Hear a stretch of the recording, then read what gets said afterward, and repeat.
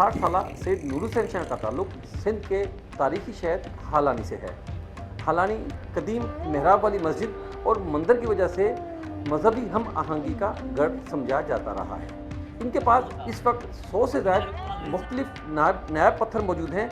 इनके मुताबिक कुदरती तौर पर इन पर इसमें मुबारक कुंदा है।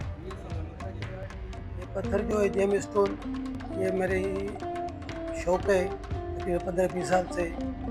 जो लिखाई वाले होते हैं तकरीबन जिसमें नेचुरल नेम लिखे होते हैं वो मैं लेता हूँ। तकरीबन अभी मेरे पास जो है 150 से 200 पत्थर उसमें हो गए हैं।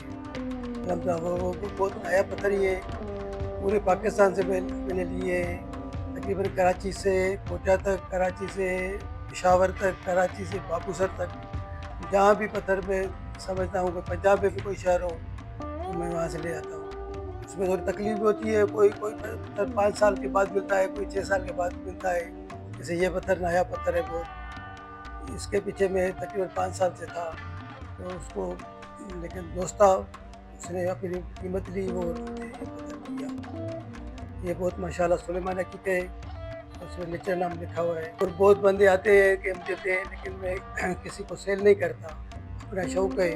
बस दोस्त सारे कहते हैं कराची में करें, एग्जीबिशन पे कराची चले, इस्लामाबाद चले, लेकिन अभी तक मैंने ऐसा कोई सोचा नहीं है, लेकिन करूँगा इंशाल्लाह ज़रूर।